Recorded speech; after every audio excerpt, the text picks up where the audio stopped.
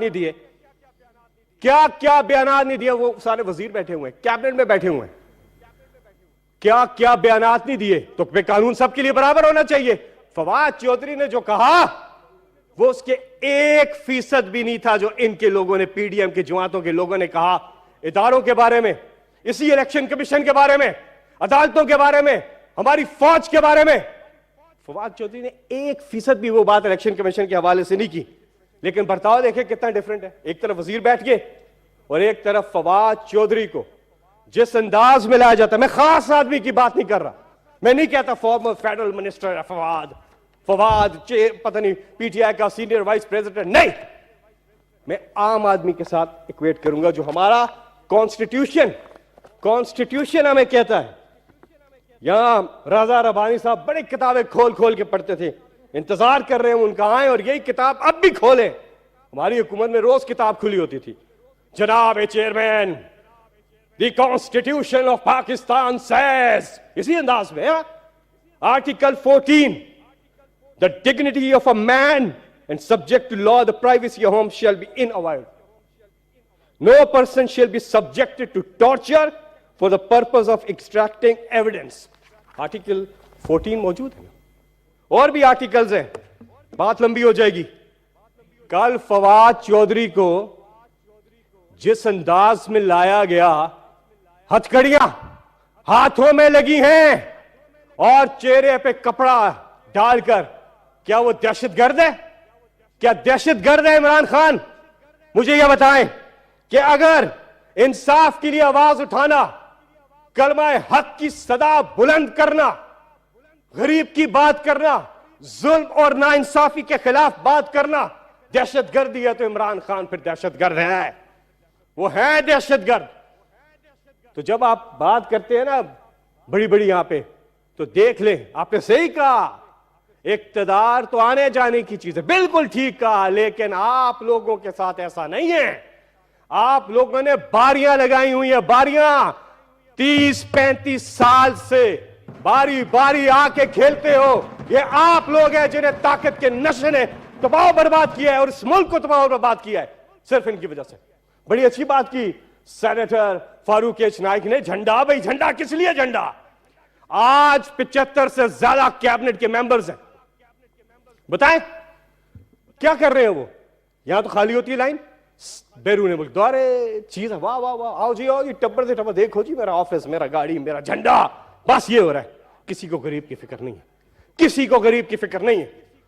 آپ قیمتیں دیکھیں, آٹے کی, چینی کی, دالوں کی, سبزیوں کی, آسمانوں سے باتیں کر رہی ہیں, لیکن انہیں فکر نہیں ہے. یہ ان کے دور کا نا سروے, سر ختم کرو, اکنامک سر, ابھی شارٹ سرکٹ پہ آنا ہے میں نے, یہ اکنامک سروے, یہ اکنامک سروے ان کے دور کا ہے نا.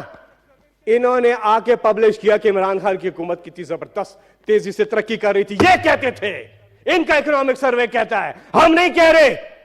لیکن آج کیا حالات ہے, اس سروے سے کمپیئر کریں. 6% گروتھ پہ تھا پاکستان, ایکسپورٹس بڑھ رہی تھی, ریمیٹنسز بڑھ رہی تھی. کرونا کے باوجود عمران خان کی بہتر حکمت عملی پوری دنیا میں ہماری تعریفیں ہو رہی تھی, اسٹاک مارکیٹ کی سب چیزیں ٹھیک تھیں.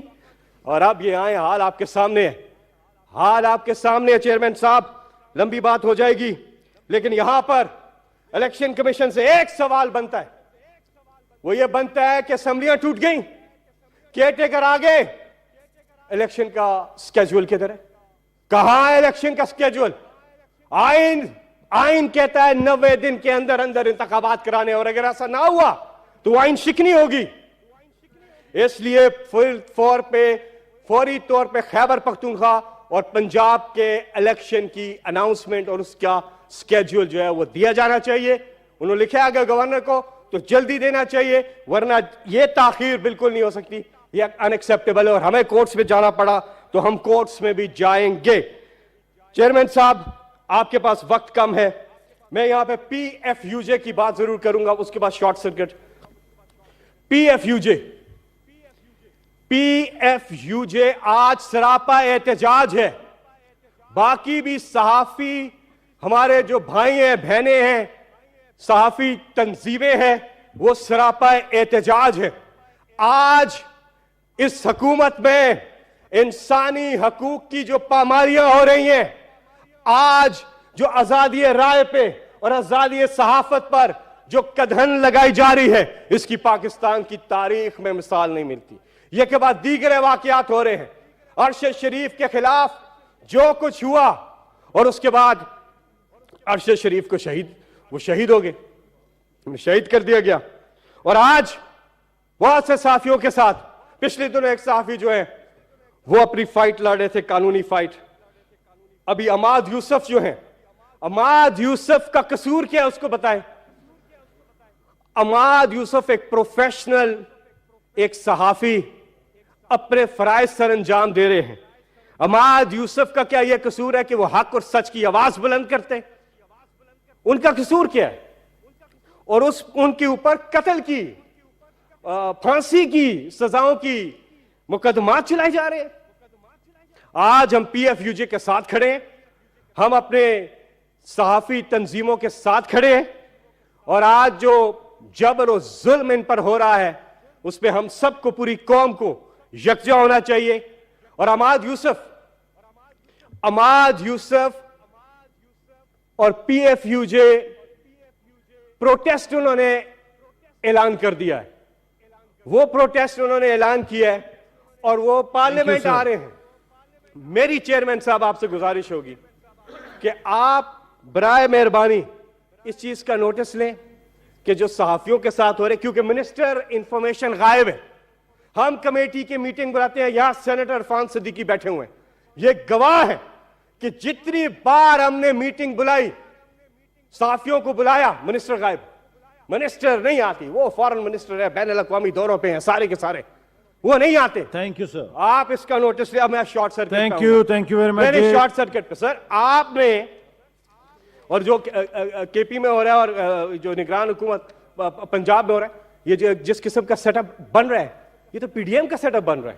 یہ آپ غور کریں، خبریں آ رہی ہیں خیبر پختونخوا سے بھی اور پنجاب سے بھی، جو جس طرح سے ابھی ہمارے ایک سینیٹر نے بات بھی کی، تو پوچھنا یہ چاہیے پھر یہ نیوٹرل کیسے ہوگا؟